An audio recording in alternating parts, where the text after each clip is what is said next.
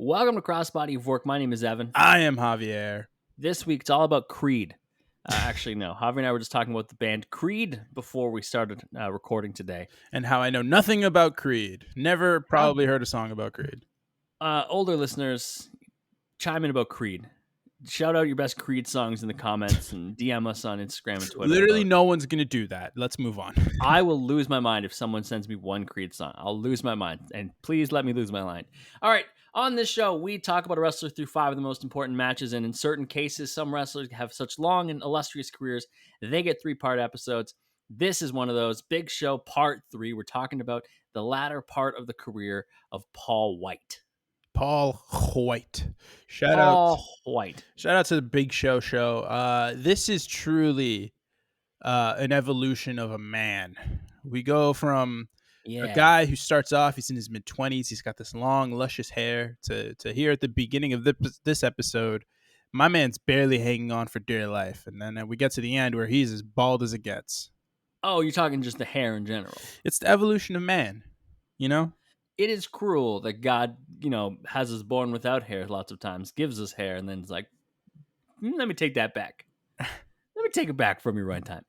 All right, when we last left Big Show, he was doing some things. He was feuding with Eddie Guerrero for the United States Championship. When we pick it up this time, it is 2005, and it was Taboo Tuesday. What a great gimmick. I love Taboo Tuesday. Yep. I love Cyber Sunday. I love that style of gimmick. Nah, Cyber Sunday's got to come back. Especially now that it's social media is so prevalent. I'm honestly shocked they haven't brought it back. It's so easy to do. It would be so easy, but I will say the internet wrestling community would just turn into memes. Yeah, but it already was. What are we doing here? Remember when they thought that Rey Mysterio would win the vote or whatever to face Cena, and then it was Punk? Yeah. I just remember nobody thought it was going to be Shelton Benjamin to win the IC title vote, and then he won the belt off of Chris Jericho, which I thought was great. Fantastic. I loved it. So in this instance, there are 3 options to go to the main event to challenge for the world title. They were Shawn Michaels, Kane, and the Big Show. Shawn Michaels won because he's Shawn Michaels, leaving Kane and Big Show to team up against Lance Cade and Trevor Murdoch for the World Tag Team Championships. I like Cade and Murdoch as a team. I also like Kane and Big Show as a team. Yeah, they had some really good stuff. Remember that one thing where it was it's obviously after this, that one backstage segment where I guess Big Show's got attacked or hit by a car or something happened, and Kane just is running through the back going, Show! Kane is really good with his friends. You know what I mean? Kane the character weirdly became really important about friendship. When X-Pac betrayed him, he was furious. He likes Brian a lot. He betrayed RVD. We don't talk about that one though. Well, that he was going through his own things. Was he? Yeah. I don't know. Have you ever had any mental strifes that made you want to choke slam some of your best friends? I mean, not choke slam, but I haven't responded to messages before where I'm like, all right, nobody talked to me for 3 days. Yeah, but that's fine. Oh, because I didn't choke slam anybody? That's good. You didn't beat the shit out of someone. I can't beat the shit out of anybody. So it's Taboo Tuesday, 2005 World Tag Titles. This is a decent, fun match. Yeah, the pyro hits for Kane, and Matt Striker immediately goes, I think I crapped my pants. My first note was, I like Cade and Murdoch. I think it's a fun gimmick. I think they did really, really well. Second note, can't stand Matt Striker here. What was the gimmick for Cade and Murdoch? They were just 2 Southern boys. That's the gimmick. And they lived it, and they were good. They were just 2 guys from the South. I don't know they just existed. And they were from the South. Then they were good at it. Nothing wrong with that. No shit, they're good at it. That's what they are. I'm pretty sure Cade's from Texas. I don't know where Murdoch's from, but you look at that brother, he's probably from Alabama. Early on in the match, Big Show stands at ringside, meaning Murdoch can't leave and has to face off against Kane. Kane with the beautiful right hands, elbow, big clothesline in the corner. We get a big boot by Murdoch and a blind tag by Cade, and then they get to work on Kane a little bit. Yeah, I would like to point out and warn everyone in advance: do not watch this match with audio. It is Matt Striker and Jerry the King Lawler. Yeah, it's bad. It's very so bad. It's very At what Very point bad. Kane lands Cade into Big Show's boot when he just has his boot over the top rope? You know, the tag team spot that the people have seen a million times. There's a Big Show tags in and he does his patented shh. It's really good because when you have a hand the size of a fucking frying pan. Yeah, we will talk about the chops, not in this match, but in other ones down the line. Yeah. Vicious, some of these. Murdoch in. Big Show refuses to be whipped out of the corner. Big Show chops him silly. Murdoch tries to beg off. Big Show with even more big shots. Steps on Murdoch on his way to Kane for the tag. Murdoch and Cade eventually get a little bit of advantage here. They do the thumb to the eye. Murdoch, and he tags in Cade. Kane just sits up after a big boot, which I love. And Murdoch just like kicks him. Yeah, he runs interference. Cade meets him up top. Kane pushes him off. Murdoch shoves Kane off while the ref checks on Cade. Very confusing. And then we get a beautiful high-low on the outside. Love a good high-low. Yeah, me too. Love a good high-low. So when I played football in high school, I played outside linebacker, and they always explained to me, like, if you ever make it to the quarterback, like, you should always try to go one way, and your other rusher should always try to go the other way and try to high-low somebody. And it happened once, and it was glorious. That poor quarterback. He got fucking. Oh, I went high and my buddy went low, and I felt bad for the guy. I mean, look, it's probably best that way because if you guys are both, coming in on the same spot, there's a chance you both land on him, and that's not going to be fun for him. No, exactly. And so if you do the high low, at least there's like a separation. Exactly. You just get rocked. One of my 3 career sacks in high school. You had 3. Do you know all 3? No, I remember that one because I remember that. But that's like it hurt. Well, if it's combined with another person, it's a half a sack, so it's 2.5 sacks. I hate you. I hate you for deducting from my legacy. All right. Kane being double teamed by Cade and Murdoch at the atomic drop neck breaker combo. Kane sits up while Cade is cheering. Clothesline off the ropes to a seated Kane. Kane then just grabs Cade by the throat. Yeah. Big Show tags in at one point here. So he gets a hot tag. It's just big man things. It's a bunch of chops, some headbutts, some running corner splashes, all this other jazz. Kane ends up hitting a flying clothesline to Murdoch. Murdoch's out of the equation. They both grab Cade. Double choke slam, straight up, straight down. 1, 2, 3. The 2 monsters win the belts. They sure do. In the weeks following the tournament, so there was the tournament later, Big Show and Kane feuded with Chris Masters and Carlito, leading to a World Tag Team Championship match at WrestleMania 22. And at that show, Big Show and Kane retained the titles. What was special about this match for Big Show? It's his first WrestleMania win. It is. Yeah. His first match at WrestleMania was WrestleMania 15, and his first win at the show was 22. Damn. Do you know who took the titles off of Kane and Big Show? What year was this? This would have been 2006. And they have the Raw titles, right? Yep. So it's not the Hardys. It's not the Hardys. Because they were in 2007. Is it like a mixed match team? Nope. This is a unit. This is a unit? Oh, dear God. Is it DX? No, it's Kenny, Mikey, Johnny, Nikki, the Spirit Squad. And then DX takes the titles off of them. They sure do. Kane would turn on Big Show. They would have a feud, had a backlash match, and ended in a no contest. Then Big Show decided he wanted to get extreme. There was a WWE ECW head-to-head on June 7th, right when they relaunched ECW, and Big Show joined ECW. He had a Raw shirt on, and he took it off to reveal an ECW logo because he was a fan, I guess, because he has no fucking attachment to ECW. Hey, man. That's not true. Remember, Heyman managed him during the Brock feud. Covered that last week. Fine. He had attachment to Heyman, not ECW. Hey, man. I don't know. Don't know what to say.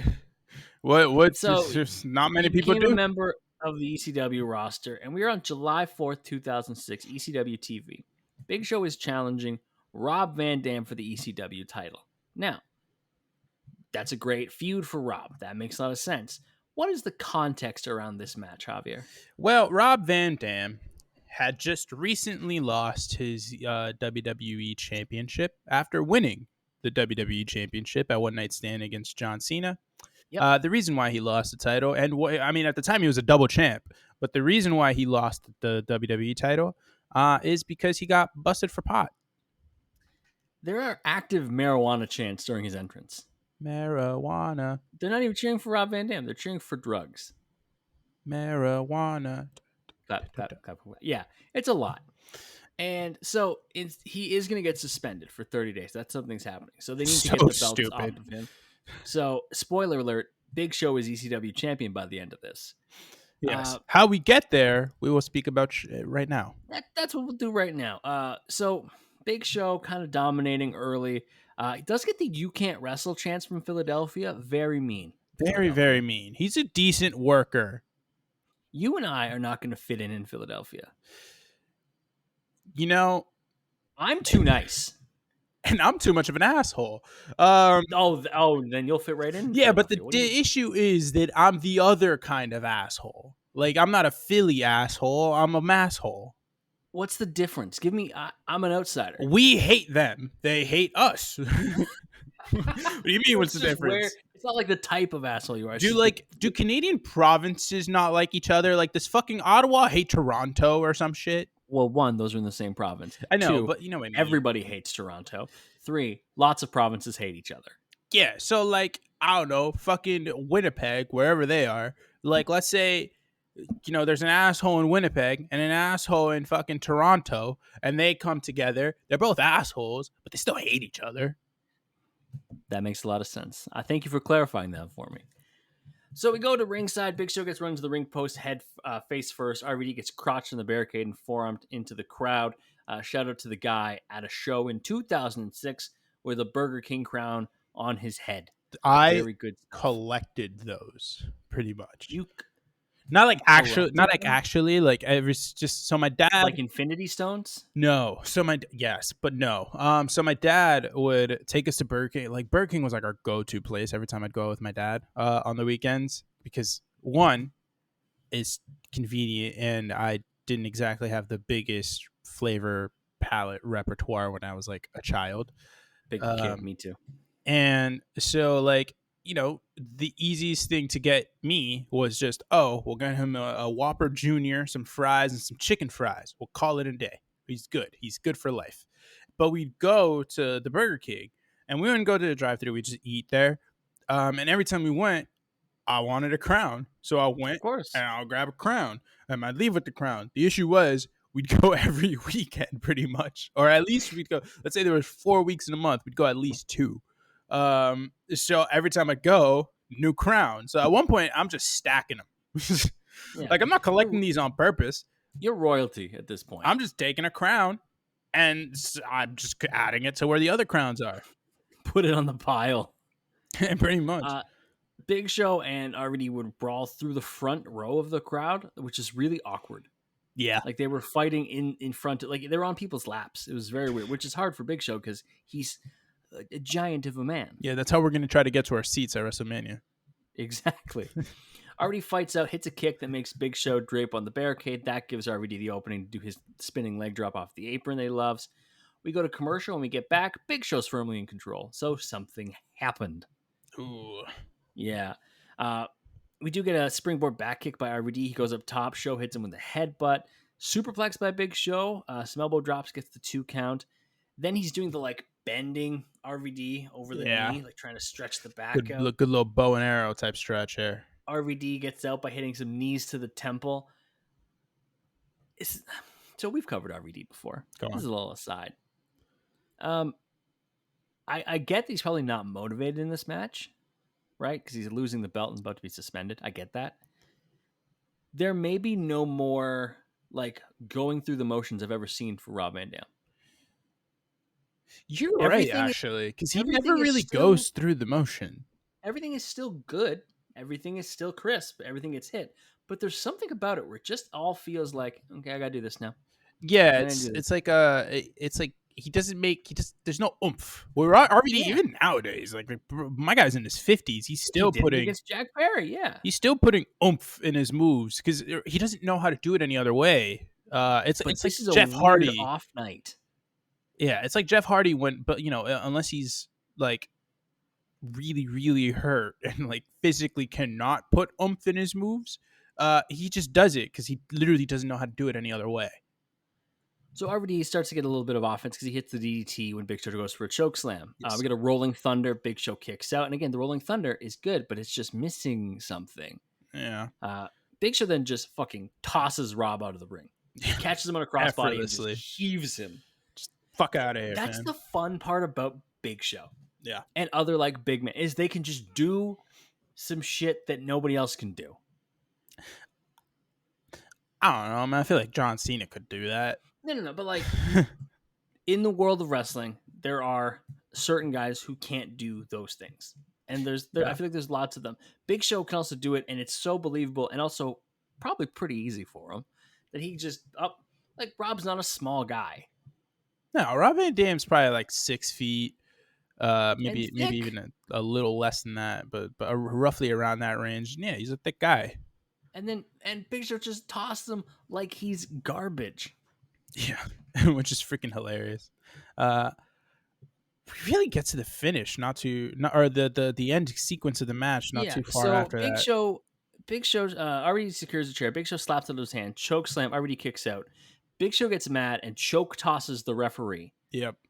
Then Big Show goes for a powerbomb. Already catches him with a chair on the way up. Which is the first time I've seen that. I like that spot. I love that spot. He just grabs the chair on his way up on the powerbomb. He's like, fuck you. He then hits a Van Daminator, 5-star frog splash, goes for the cover, and obviously there's no ref. Who comes out to make the save? Paul Heyman comes out. Because who comes out when RVD needs to get a cover and there's no referee to be in sight? It's got to be Heyman. It's his boy Paul Heyman. Heyman counts the 1. Heyman counts the 2. Heyman stops. RVD's like, Paul, what are you doing? And then he does the Heyman smile. Heyman's got such a dickish smile. Like, were those his wedding photos? I can't do it because my cheekbones are too big, so I can't like. Yeah, get them me up. too. I can't do that. I can't do the Paul smile. I can't get them like. I can't get the curl. The whole thing with Heyman is he's got the curl going. Philadelphia starts chanting, "You sold out." Big Show with a clear headshot to Rob Van Dam. Yeah, unprotected chair shot with the. Oh my god. Heyman's directing traffic, tells Big Show to chokeslam on the chair. He does. We now have a non-ECW alumni as ECW champion 6 weeks into ECW existing. I mean, I don't know about you, but I thought it was a great idea. The heat's real because he's getting shit thrown at him. Yeah, I mean, he holds it up the way up until December when another guy who never wrestled for ECW wins the title. Extreme version Bobby Lashley. Yeah. Everyone's most extreme competitor, Bobby Lashley. Yeah, Bobby Lashley. Also, in kayfabe, Heyman suspended RVD for no reason for 30 days. Obviously, that was his recent drug possession arrest. That caused that. For something that's so legal nowadays, you can find it in corner stores. Stupid. It's so stupid. There's a certain spot in my neighborhood that if you stand at the right corner, you can see 4 different dispensaries. Yeah, is it more prevalent in Canada? Absolutely. We have nothing else to do. There's you can see it. There's one by the grocery store. There's one directly across the street from you, and then you can see past the grocery store into another little plaza, and there's one there. And I think there's one further up the street. You can see the sign for it. I'm like, and you live in a pretty small town, not a big city. I'm not in the middle of downtown Toronto. Small city is the word. Yeah, it's a small city, but man, there's so many of them, and you'll see them everywhere. They popped up recently.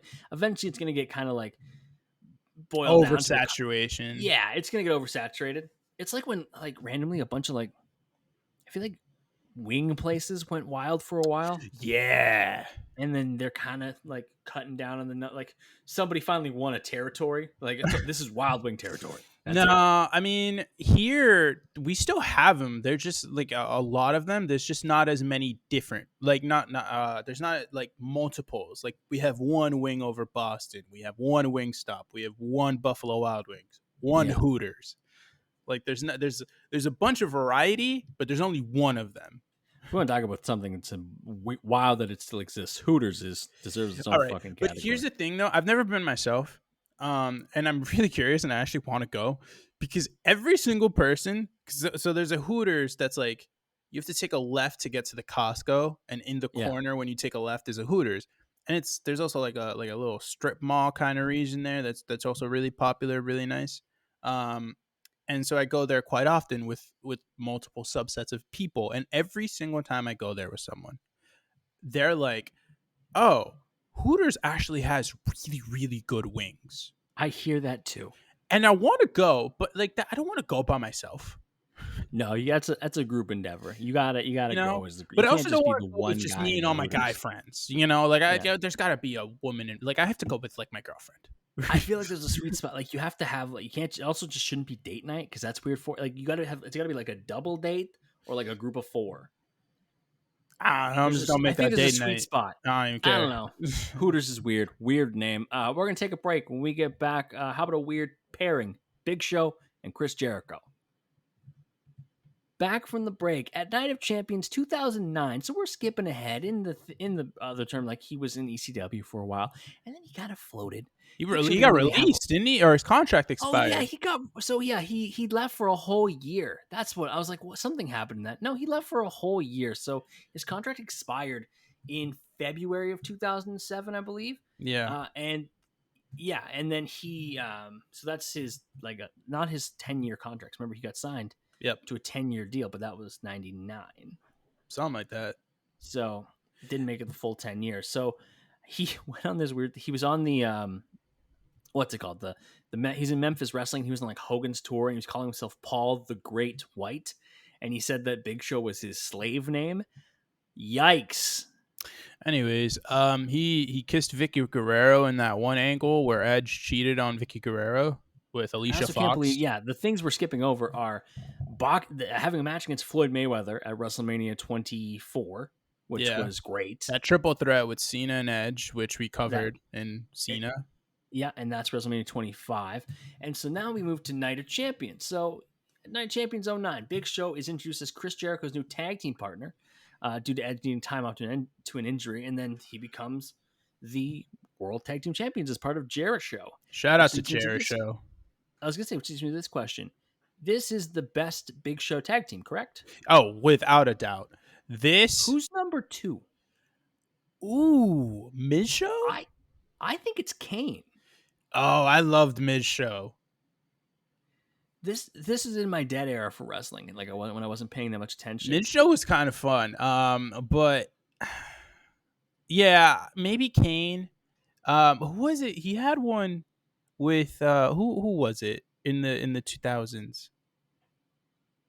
The early knots of the 2000s. He had another one. I can't remember who the hell it was.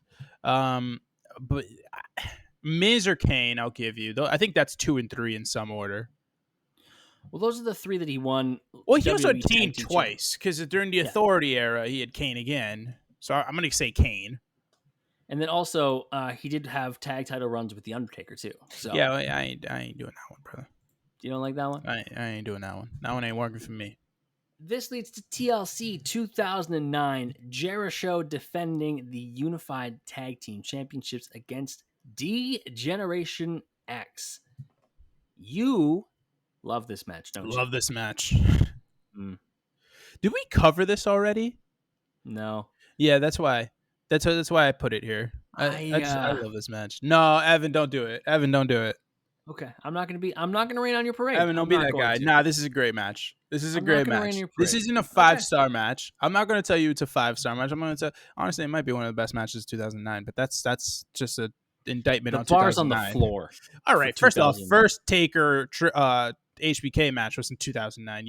You shut your sweet pippy. We have one. Have one. I'm sure there's others. There was a Jeff Hardy CM Punk match. Bar is inches off the floor. Hey, it's not on the floor though. This is a great. I thought this was a really good match, and it also leads me to want to ask you: tornado style tag team ladder matches. Yeah. When have they ever failed in this? Like, what's the worst one? Is the one from the pandemic era WrestleMania that Jimmy Uso got hurt at, but like. Where they did the triple threat? It's the 3 guys? Yeah, so it wasn't even a tornado tag match. So, was it? Oh, it was No, one. They did one guy, so it was Kofi and John that doesn't Morrison count then. That doesn't count Jay. then. Yeah, it doesn't count. Have they ever done a tag team ladder match that wasn't like at the bare minimum good? No. Exactly. Like, why don't we do this more often? Like, obviously, give me like one a year, you know?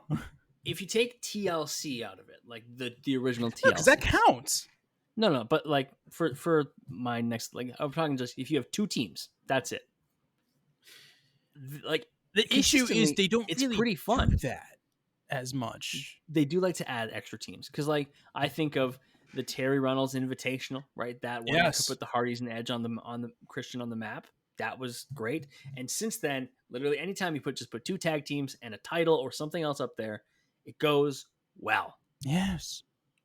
Give me freaking I don't even know who the champion. Give me the freaking Judgment Day, give me the Street Profits, give me fucking whoever other tag team you want to throw in there, just put them all in a ladder match at WrestleMania and just let them cook for like 12-15 minutes.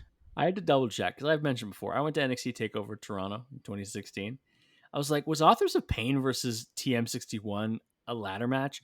And no, that was a cage match, shark cage match, wasn't it? Yeah, it had Paul Ellering in the shark cage for the end of the Dusty Classic. I was like, how did this go? I forgot how that went. Was the Street Profits, the Authors of Pain against Gargano and Ciampa match, was that a ladder match? Yes, it was. That was a hell of a match. I think this match is fine. I think it's good. Is up there, bro. I just know that I love it less than you because you, I think, love it. See, the crazy thing is, like, I don't even like Triple H, and I thought this was a good match. That is a big step for you. No, it's just like, I don't know what more you want. It's not even like it's missing a level. It has everything. It's all the beats. There's good chemistry between all four men. Like, there's still very clearly the HBK and Jericho were just fresh off of that feud from the year before. Like, those two guys work great with each other. Jericho has some really fun moments with Triple H. When the Big Show's thrown in there, it adds an element that, like, oh my God, now these other two guys are like the small guys and they have to do stuff. Anyways, it's just, I don't know what you're saying here. I don't like Reunion DX. All right, but what the hell does that do with their work in this match? They're not cutting a stupid, corny promo.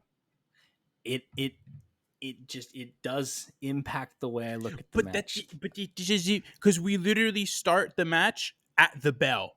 They don't even talk. You don't even see the entrance. Era DX, I just don't.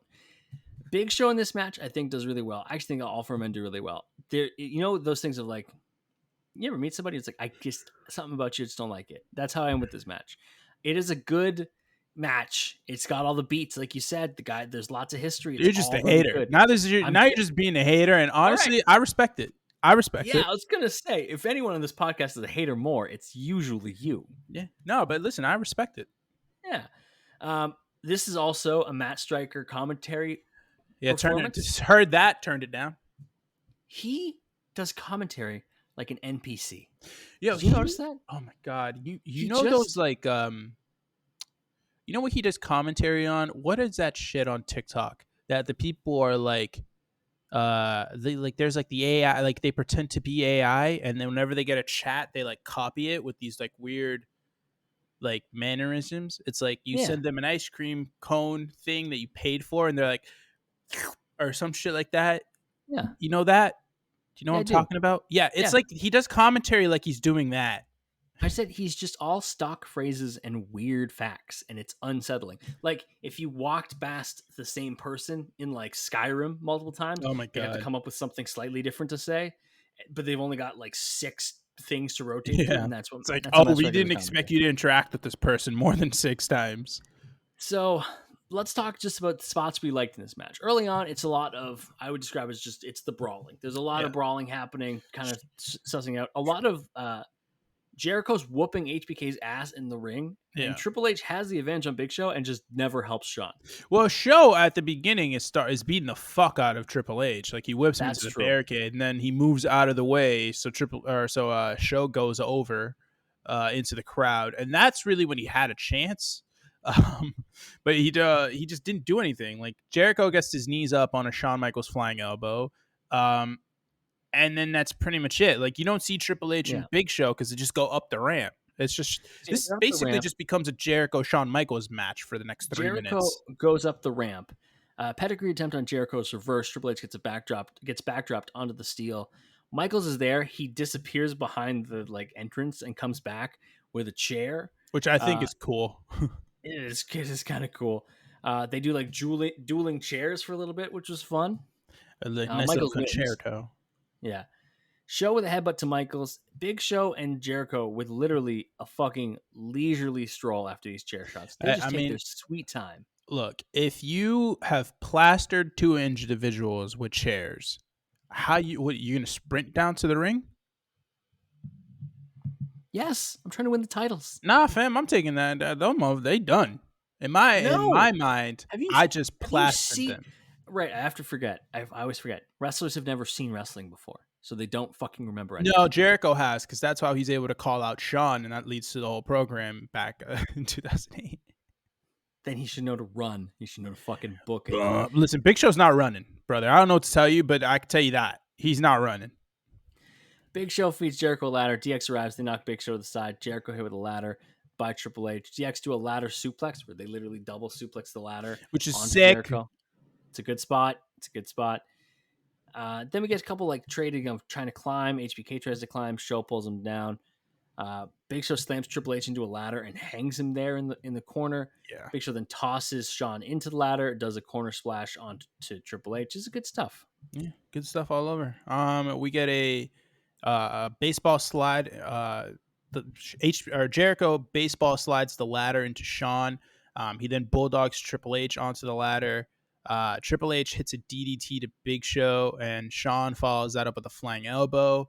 Then we get a cool little sequence here where Jericho hits a code breaker on Shawn. Triple H hits a spine buster to Jericho, and then Big Show hits a spear to Triple H. Good spear. Not bad. Solid. Sometimes, man, it's like the I don't want to say it's like the Charlotte Flair spear, because the Charlotte Flair spear has never looked good. But like Big Show, it's hit or miss, I will say. But when it looks good, it looks good. It's true. Big Show climbing the ladder very tentatively, like he's never been on a ladder before. Listen, have you ever been on a ladder? Yes. Like a big ladder? Yes. How'd you climb up it? I mean, tentatively. There you go. You're a professional athlete. Also, you're up that high all the time. All right, yeah, he's a professional athlete, but there's a difference. He's 2 feet taller than me. You know who else is are professional athletes? Fucking sumo wrestlers. You think sumo wrestlers are climbing up that motherfucker like nimbly as hell? This is our most contentious episode in a long time. What are we doing here? What are we talking about here? Let my man climb the ladder faster. It's not hard. 100 fucking pounds, effing. I'm shocked that thing didn't break. Big Show climbs the ladder, like I said. Triple H chair shot to the back. Big Show punches the chair in the face of Triple H. Oh, which is hilarious. Managed to tip him off the ladder.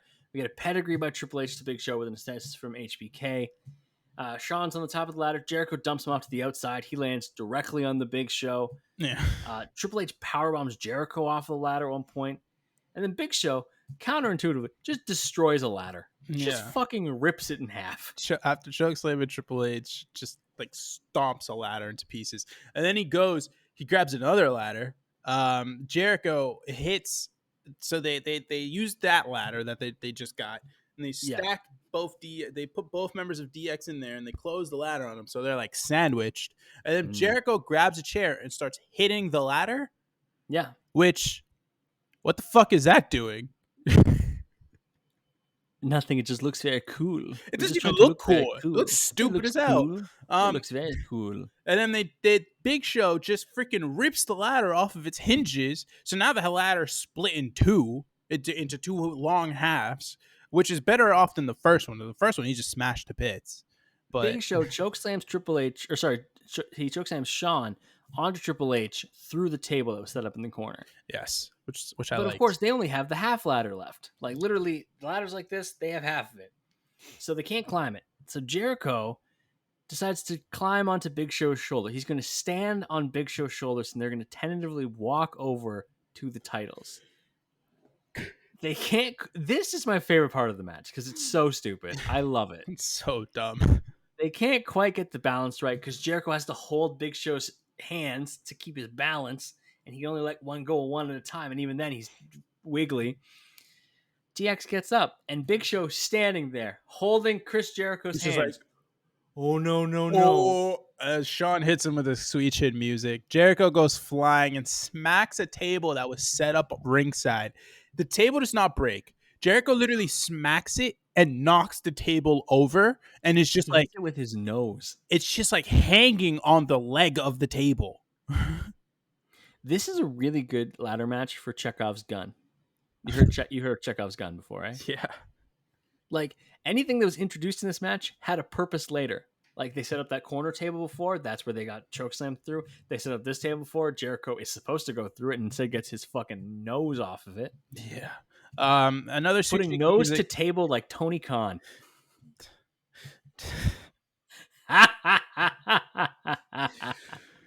Another sweet chin music. It's a Big Show, and they use that one half of the ladder that was still there to knock Big Show out of the ring. Triple H then holds up that half of the ladder while Shawn goes, climbs, grabs the belts. DX win the titles. This is your recommendation this week, right? No. Wow. No, it isn't. Are you in line with me that it's the next match? It is the next match. Sick. All right. So after losing the titles with Jericho, like it just happened right there, he would team with Miz as Show Miz. He feuded with The Core on SmackDown. Remember that? No. On December 18th at TLC in 2011, Big Show defeated Mark Henry for the World Heavyweight Championship in a chairs match, and afterwards, Henry knocked out Big Show with a DDT, and Daniel Bryan cashed in. Big Show would then have the record for the shortest ever World Heavyweight Championship reign at 45 seconds. At WrestleMania 28, he would defeat Cody Rhodes to win the IC title. A good match and rivalry. Making him the 24th wrestler to win the Triple Crown and the 12th to win the Grand Slam. I'm honestly kind of shocked it took so long to win the IC title for the Big Show. It's one of those ones that like he just never was around that. He was either on the wrong show for a while or never in the right feuds. He would go away for a while. He would come back, and it leads to a World Heavyweight Championship opportunity at Hell in a Cell 2012 against Sheamus, who had defeated Daniel Bryan at WrestleMania. Famously in like 14 seconds or whatever it was. Some crazy like that. This is a really well-built story of redemption Big Show. But also, like, do you remember when they used like the punch machine? And it was the Big Show doing the WMD to the punch machine, and then Sheamus did the brogue to the punch machine. No, I do not remember. That. Dude, it was so funny. Now, this is like the dumbest feud. Like, I know you said it was built up like Big Show's redemption, all this other stuff. Bro, they had a little like, you know the one I'm talking about, like where they have like the thing that comes out and then you punch it and you get a score. Like a number score. And you want to get it to like 800-900 pretty much. That's like a sign, oh, you hit hard. You strong. Yeah, they were like, Big Show did the WMD to it and Sheamus was fucking brogue kicking it. That's pretty funny. I like that. Honestly, this segment kind of worked. But this feud, it makes sense. Sheamus is popular enough. He's still babyface, but he's kind of on this weird like trajectory where people are kind of tired of him at this point. Yeah, but it's also like a Sheamus babyface where he kind of toes the line. You know, yeah. Sheamus has never been a white meat babyface. He's the whitest of meat, but he's never been a white meat babyface. That is true. Big Show, it's always hard to get sympathy for the Big Show. Yeah. Because he's huge. He's so it's big. Really hard. But this is one of the strongest feelings of like people being like, I see what Big Show is doing here. Yeah. It's a story that makes sense. You know what I love is the match, the clip starts and you see the Big Show in a hoodie, just like leaned over the corner like he's fucking Hook. He's in his Creed era. Yeah, and I'm like, Oh, I fucks with this. Big Show wearing a hoodie, I'm like, oh, I'm in. And he's wearing a beanie too, I think. And I'm like, whenever Big Show's rocking a beanie, that's when I know shit's about to go down. I also like the camo singlet era. I don't know. I like it. It just I think it works for him. I have no opinion on Big Show's attire at any point in his career. I mean, we did have some thoughts about it before. Well, at the beginning, when my guys just no shirt, yeah, like that's like good for him. More than the don't do handlebar that. era. Well, that's facial hair. That's not gear. It's all look. It's all the appealing look. No, I said attire. That's not attire. It's wild that we even could see Big Show's attire considering it's camouflage. He's fucking the Big Show. He's not John Cena. Anyways, I just did the Skull Crusher finale to John Cena. And this is why you need to watch these on YouTube so you can see these little bits at Crossbody Work on YouTube. Yeah, do that. A Show is just muscling the fuck out of Sheamus for the first 5 minutes of this match. Sheamus can do nothing. Yeah, no, he's working him over in the corner. Big chops, does the shush chop. Sheamus explodes out and gets a knee to the leg of Show running the ropes. Big Show gets sent to the outside. So the first chop that the Big Show does in this match, you see Sheamus immediately crumble down to his knees afterwards because it's obviously in the corner. And you get a glimpse because he hit him on the on Sheamus's left pec. Yeah. And you could see it because he starts Sheamus, he crumbles, but he doesn't bring his hands up to his chest immediately. And you see the fucking handprint and red mark immediately. Yeah, you see burst blood vessels immediately. Like a literal second later, and it's there. It's crazy how white Sheamus is. We also get a glimpse of Dolph Ziggler watching the match backstage in classic sideways style. Not because he's a fan, but because he's Mr. Money in the Bank, and people thought that maybe he would cash in on Big Show. If you're on the YouTube looking, this is me watching Evan. So infuriating. I love when Big E was WWE champion. He was Mr. Money in the Bank. He was taking notes. Yeah, sideways. That's good shit. So yeah, this is a just big strong fight. This whole thing. This is all Haas wrestling. This is a Haas fight, even though one of these guys is not a Haas. He's just a big dude. Sheamus gets dumped to the outside by Big Show. Sheamus fighting back. Big Show with a sidewalk slam. He's just kind of running him over. Sheamus gets tossed clean over the announce table at one point. And Big Show's talking shit the whole way through. This is when Big Show added this one line to his repertoire that he repeats all the time. Do you know what it is? No. He'll just look at the crowd and go, "I'm a giant." Oh, yeah. I'm a giant. It's like, no, man, we see you. We know. The best is in the next match. And I know you know what I'm talking about, but the best one of those is in the next match. It's a lot. He does that twisting elbow drop where he holds the guy up like he's about to do an inverted DDT and then turns and does an elbow drop. I call it the Finn Balor because Balor does it. He does that for a near fall. Sheamus explodes with strikes at one point here. It kind of feels like a last ditch, honestly. But Show just puts him in a bear hug.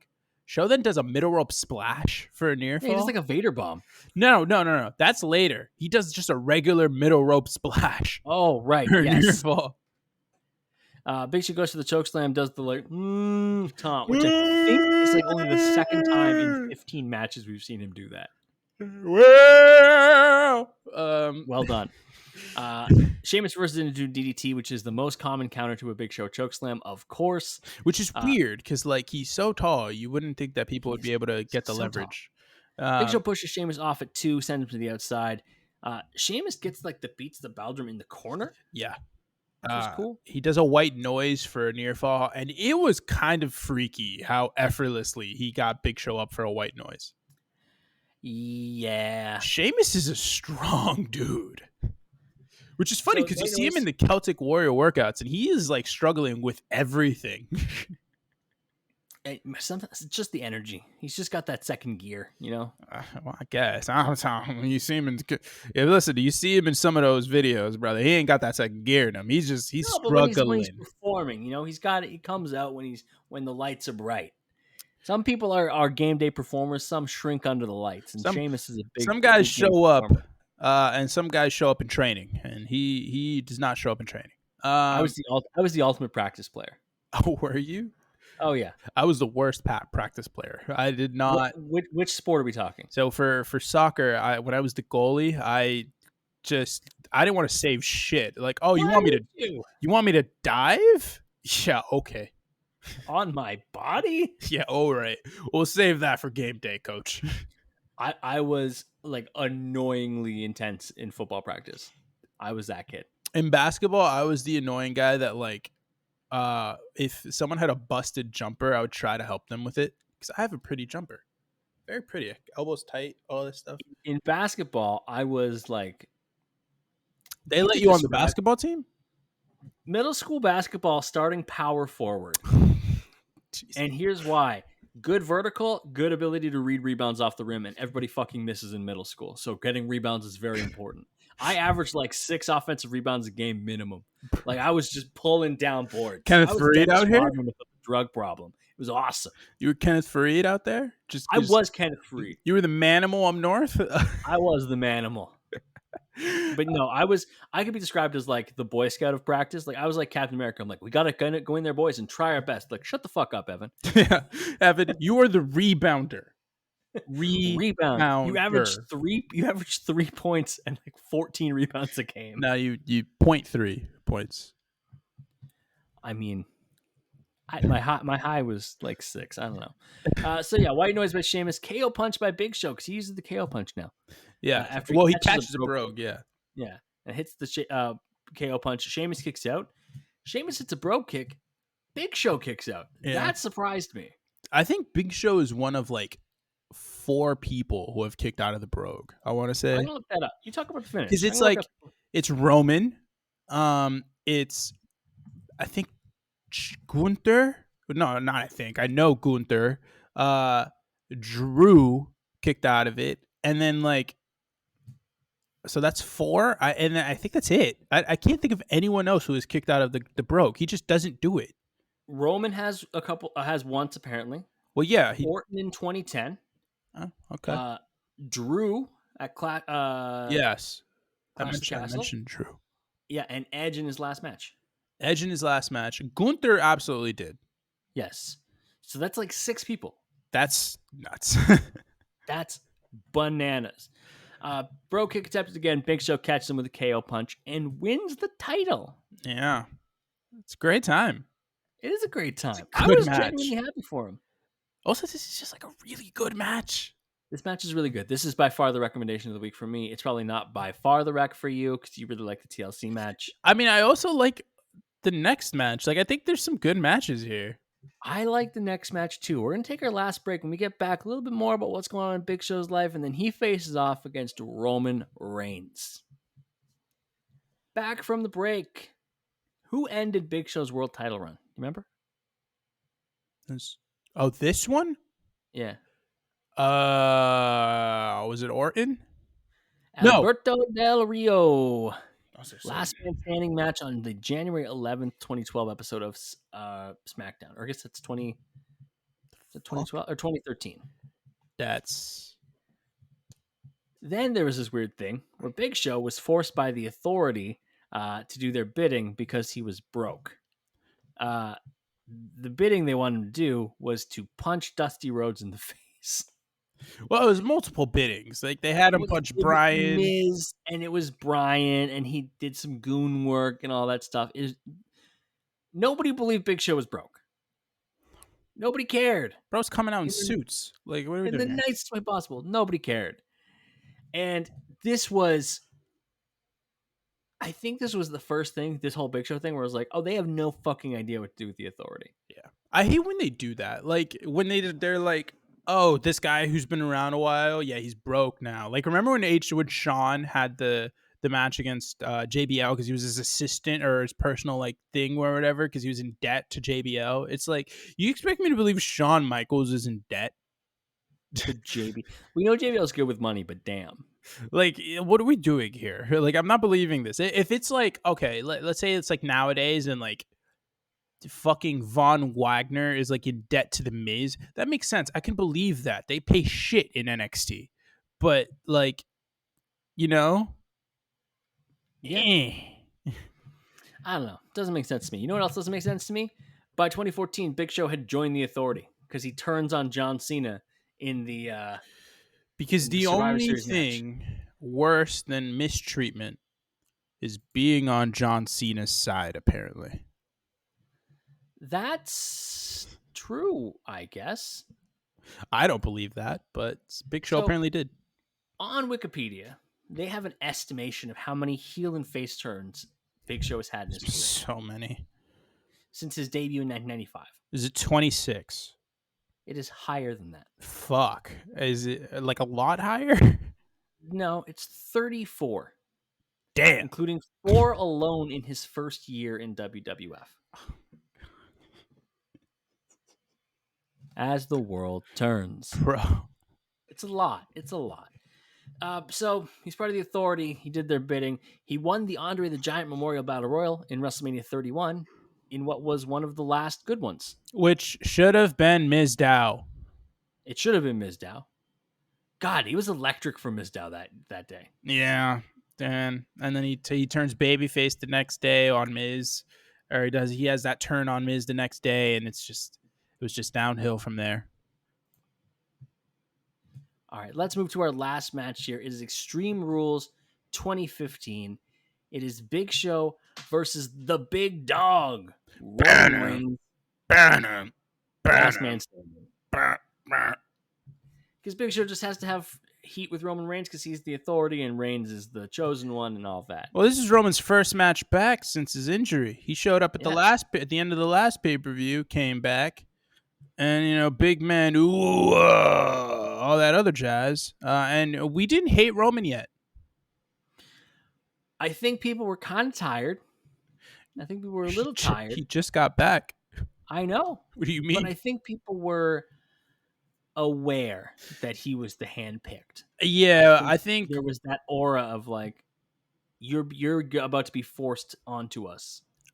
Kind of, but it's more so like I don't believe that Roman got full on turned on by the crowd until Daniel Bryan got eliminated in that Rumble, and then they were like, "Oh no!" Then people were like, "Oh god damn it! Now this is gonna happen." Up until then, like he was pretty over. Like he was really over in that SummerSlam match. I think it was against Orton that he had. Like he was over as hell. Like after the Shield turn, he just remained steadily super over. Then he got hurt. I think he had a hernia or some shit. He went away, came back. He was crazy. Like the crowd went nuts when he came back to save John Cena. Yeah, but the thing is, like the Rumble where with the Bryan elimination, that was 2015. Yeah, that's like a few months from now. No, this is after that. Yeah, man, this is Extreme Rules 2015. What am I thinking of? I don't know. What is? I swear to God, he had a match against Big Show before the Rumble. There's like a pay-per-view spliced in there. I swear to God. No, man, this is the one after. So like people were kind of tired of Reigns already. Oh, well, my timeline is completely fucked. No, Roman's hated. So early on, Big Show kind of just running things because he's strong, there's a really good bit in this match, which is that Reigns keeps getting weapons out because Big Show is a big guy and it's a last man standing match, and Big Show has no fucking time for it. Reigns gets a table out, Big Show puts it back. Reigns gets a kendo stick on, hits a couple shots on Big Show. Big Show takes it and snaps it in half. And also, this is where I realized he yelled, "I'm a giant! I'm a giant!" Very strong, I'm a man, I'm 40 energy. Mike Gundy, is that who that was? Yeah, the head coach of Oklahoma State. Yeah, I'm a man, I'm 40. Which is crazy, because was he actually 40? He looked older than 40. Mike Gundy was not 40 years old at that point. He was in his 40s. He's 49. Chops to Roman as he jumps from the middle rope, and it looked fucking funny. Roman gets some chair shots, does a DDT on the chair. Again, this is a last man standing match. There are no near falls here. WMD out of nowhere, and I was like, oh, this is fun. He was exactly 40 when that clip happened. Wow, Mike Gundy. I guess he was actually 40. Coaching ages you. Anyways. Oh, did we mention the table that he breaks with his hands? Oh yeah, he also just fucking straight up just karate chops. Like he does it twice. No, he does the fists. It's like, yeah. I love it. It's great. I was like, oh, what the hell? For some reason, like the noise that I just made just reminds me of the Dave Chappelle show sketch where he's like, yo, Yeah. Oh yeah, it's good stuff. So Reigns gets up in time after getting hit with a KO punch. He brought in some tables and then hits a Samoan drop to Big Show through a table. Very cool. Somewhere in there, he does this. Yeah, Roman sets up the table in the corner, gets speared by Big Show. Vader bomb by Show. Reigns up at the count of 8. Yes. Big Show gets crotched by Roman and then gives us one of the funniest memeable moments in the history of wrestling. One of the greatest reaction gifs of all time. Oh! Yeah. What's a wrestling thing that makes you react like that? What's something in wrestling that when you see it, that's how you react? The Taker laugh from the SummerSlam with Brock. I was going to say the way AEW books their women. Just, You are a big hate AEW. Oh, I thought you meant like what's another meme in wrestling? Oh no, like what's a thing that makes you react that way? Cody Rhodes losing at Mania this past. Yes, that's a really good one. Jimmy turning on Jay at SummerSlam. Quick little aside, my favorite thing in the AEW women's division right now is Toni Storm. Oh my god, with the Charlotte gimmick is money. Did you see what happened last night where she's like amnesia? It was. I'm in. I'm all in. Put all the belts. Give her all 3 belts. Give her the ROH one too. Who cares? Just give all of them to her. So we get that great gift. Reigns gets another table. I'm calling him Roman Dudley at this point. Gets another table. Sets them up side by side outside. Reigns wants a superplex from the top rope through the tables at ringside because he's a mad lad. Show shoves him off, tossed off the top rope into the ring by Reigns. Good stuff. Goes for Superman punches, hits 2 of them, goes for a third, which as we know in wrestling, rule of 3, never go for a move more than twice in a row. Third one is caught by Show. He choke slams Roman out of the ring through the tables. That spot was awesome. Yeah, that was good. Also, like the safest I've ever seen someone land out of the ring. Yeah, he was dead center between the tables and just like. And they fell so perfect. They like broke so perfectly that you could see he landed kind of comfortably. Yeah, because they didn't break in half. They broke in 3. So like the spot that he landed on like broke underneath him, and then the 2 legs just like collapsed in. Yeah, he looked like he was just chilling. It was kind of nice. It's like a hammock. Show then goes and does like to the other side of the ring side area, like away from Roman, and he breaks the steps into the 2 parts. He grabs the 2 parts and then he just farmer walks them. Yeah, like my brother's at the gym. That's what I do with like 40-pound weights. I'll farmer walk them because like that's it really helps stabilize your core and all this other jazz. My man's doing it with the steps. That's how big he is. He sets him up by the announce table because now he likes tables. Apparently, I don't know. People change. I guess. Do you know what he says to commentary? No, I could not make that one out. He yells at Cole about his notes. So he picks up his little notepad. Yeah, something about notes. I don't know what he says though. Then he does a ooh ah. He does. He goes for the ooh ah, but then he gets speared by Reigns. Yeah. It's funny. No. Roman moves out of the way and Big Show crashes through the table. Right.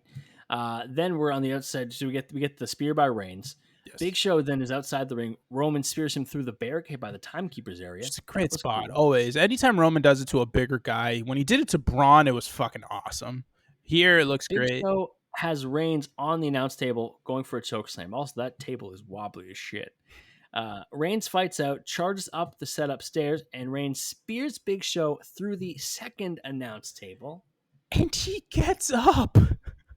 Big Show's up to his feet at 8, and so what does Reigns do to make sure that he secures the win? Just uses the other announce table, buries Big Show under it, and then stands on top of it.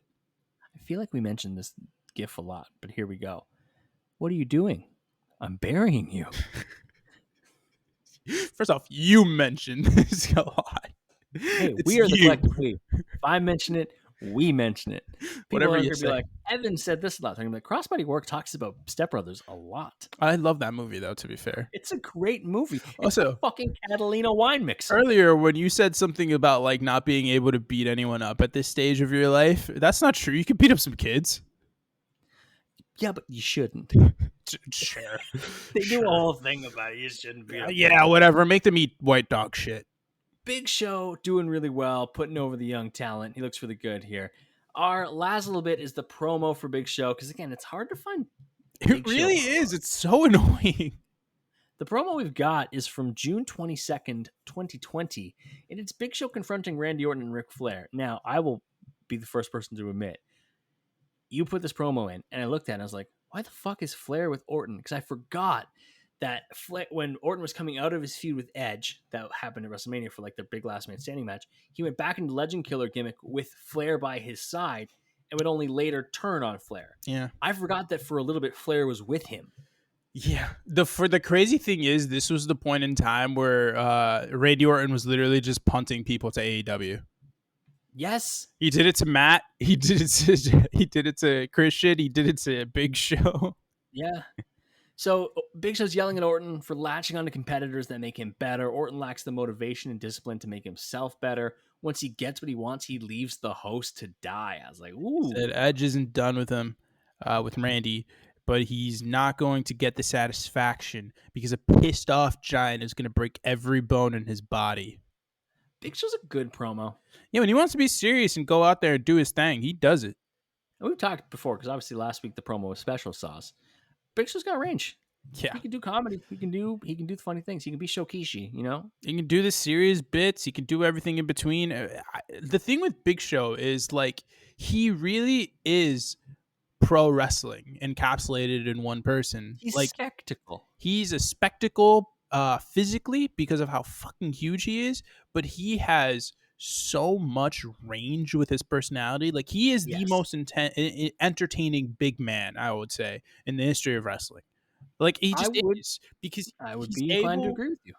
The way he's able to do all facets of pro wrestling is something that I don't think we have seen in any other guy who we consider like a hoss. You know, maybe Brock, but even Brock has like his comedy side has a certain element of like, yeah, he's funny because he's scary. Yeah, you laugh at him because if you don't, he might kill you. Like Big Show seems genuinely funny. Yeah, Big Show's just a funny guy. Like, and also he's he had his baby face, like true baby face. Like we're rooting for the Big Show. Like Brock never had that. Like who's another hoss kind of wrestler that you would put in that same ilk? Like we're too young for Andre, but I don't think Andre was doing the shit that the Big Show is doing as far as like range of character, you know? Vader's not like there's not that many hosses out there doing that type of stuff. Or they haven't done it to the same level as Big Show. Cause like Keith Lee has some range. But early Big E has some range, but like not to the same level the Big Show and for the length of time that he's done it. It's true. Orton responds by being a dick, You're not going to touch a hair on Flair's head. We're friends. I'm not going to hurt you. You're not going to hurt me. You took me under your wing. We've been friends for 20 years. He says Big Show's a future Hall of Famer. Some might even say you're a legend. And I was like, oh, he's going to kill you. That's the gimmick. Legend killer. They do have an unsanctioned match. It would be tragic for Big Show to suffer the same fate as his friends Edge and Christian, he says. This is all part of Orton becoming more of a lunatic and eventually going after Drew McIntyre's WWE title. I mean, hey, I almost included Big Show going after Drew McIntyre's WWE title. Oh my God, the main event of WrestleMania, you mean? Big Show, his last match was an unsanctioned match against Orton on the July 20th episode of Raw 2020. He would let his contract expire in 2021 from WWE, and he would then go to AEW, where he's Paul White. He's done some commentary work. He had a match against QT Marshall, which had been blacked out of my memory. Yeah, it was blacked out of this podcast, too. I was not going to have a QT Marshall match in here. He's also the one who announced the signing of Christian. Yes. He just commentated. Well, he did commentary for Dark Elevation Now that Dark and Dark Elevation are off of the YouTubes, I don't really know what he's doing, but he's doing a lot of work still with the Special Olympics. I want to give him a shout out for that. We talk a lot about John Cena and his Make-A-Wish stuff. Big Show has done so much with the Special Olympics through his career. Like it's incredible. Like he is one of their like ambassadors and things like that. He's uh was named WWE Goodwill Ambassador for the 2015 Special Olympics Games. Was there since 2018. Has served as a global ambassador for Special Olympics International. Like does a lot of really cool stuff. Seems like a genuinely good guy. I enjoyed how he went viral a little recently for trying Earn Brew when Saraya gave him Earn Brew for the first time and he fucking hated it. never It's a very funny clip. did You should not go see find that. it. It's on like an interview show, and Saraya just is like, here, like this is like it's something we drink over in England, and Big Show hates it. 3 episodes diving into the career of the Big Show. Do you think he's properly rated among wrestling fans? I do. I think Big Show is I don't know. I think he's considered one of those like guys who we're gonna, we look at him and we see a guy who's one of the best wrestlers ever. Now, admittedly, when I say that, like, I'm not saying he's like a top 5. Like, I'm not putting him on my Mount Rushmore or anything like that. But like, for me to say one of the best wrestlers of all time, and him being like one of the top like 50 names I think of, there have been Yeah. thousands of pro wrestlers in the history of this industry, and for him to be like a top 50 name, that is an achievement. That is one of the greatest of all time, and that's what he is. He's one of those guys who you look back on, whatever you want to put him. I don't want to put a number on him, but he's in that top 50, top 40, whatever range. He's a guy. He's one of the best big men of all time. I'm not going to say he's the best big man of all time, but he's one of the best big men of all time. I would absolutely say he's the most entertaining big man of all time. And he's a guy who transcended so many different eras, so many like, and he's still going to this day. Like, he's a guy who was there at the beginning and the heyday of the Monday Night Wars, and now he's there with AEW and this whole like reignition sort of pro wrestling, where now wrestling's hot fucking everywhere, and he's on the other side of the coin. He's not working under Vince anymore, and now he's with the other guys. Big Show and Paul White, encapsulate his whole career, strikes me as somebody that I think younger fans are going to be like, well, what made him special? You know what I mean? Like, I could see him being underrated by young fans. It's like, you had to be there. Like, the joke, right? You think about the Royal Rumbles. Who's going to eliminate the Big Show? He's so big. He's got an advantage. There's something to be said about just the aura that he brought. Yeah. Because not only was he big, because we've seen lots of big people. He was big and could work.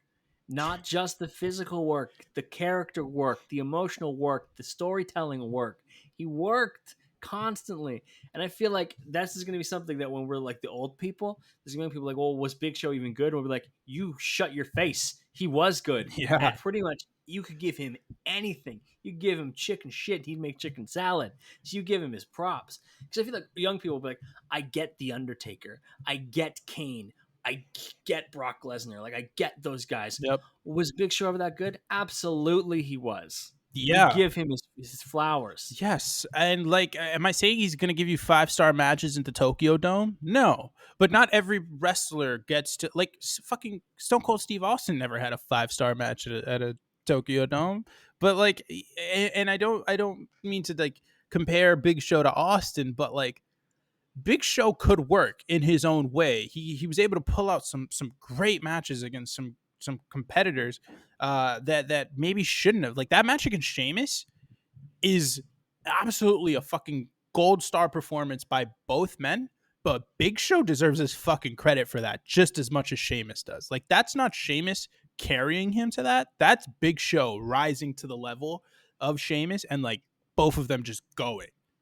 Like, he can get a good match out of anyone. Or sorry, I don't want to say it like that. He can get a good match when he is put in a position to get you a very good match. You know what I mean? Big Show has been in 2 Wrestling Observer worst feuds of the year. Do you know what they are? Boss Man. Yeah. And oh man, is it the Nathan Jones like Undertaker weird thing? The Authority, him versus the Authority in 2013. That makes sense. It's not all going to be hits, but goddamn, the hits were good. Yeah. Like I will never forget. Like I always say, my first memories of wrestling were Brock Lesnar in 2002, like murdering The Rock, just running roughshod through that roster. I still remember vividly him beating the fuck out of Rob Van Dam. And like, the whole feud with The Undertaker and everything. But the thing that sticks out like most in my mind are two things from my like earlier days in wrestling. It's Brock Lesnar giving the F5 to the Big Show. I was like, how the fuck does he do that? And it's John Cena. When I saw the highlights of John Cena doing the FU to the Big Show at WrestleMania, I was like, this is like the greatest wrestler of all time. This is the greatest wrestling thing that's ever existed. All right. Next week on the podcast, we're all done with Haas's for a while, so we're doing a complete course correction. Next week, we are covering the career of Michelle McCool. God, I want to. Is she the? No, that's Trish Stratus. I was gonna say that. I'm unstoppable. That's Trish. That's Trish Stratus. I have no idea. For $1,000, they're not singing you Michelle McCool's theme song. Anyways, get ready for Late Cool, everybody. Get ready for Late Cool. There's gonna be some Late Cool happening. You should follow us on Instagram and Twitter at Crossbody of Work. You should, of course, check us out on YouTube at Crossbody of Work. This week, we have a special dropping. We have our first ever wrestler interview. We interviewed indie wrestler The Natural Nick Sullivan. It's a hell of a good time. You should check it out on YouTube at Crossbody of Work. Javier, where can we find you on social media? I'm on the Twitter machine at JMelloSports. Lob the boy a follow. Follow me as well at @7Gomes. ITSEVANGOMES. Go to fullpressshop.com, cop the merch, support the boys. Go to fullpresswrestling.com to see all the matches from this week. Of course, our recommendation is the match against Sheamus, but also check out that TLC match. It's good. It is a good match. It's a good time. Check out the Roman Reigns match too. Make Roman look strong. It's what everyone was good at around 2015. It was the whole fucking job.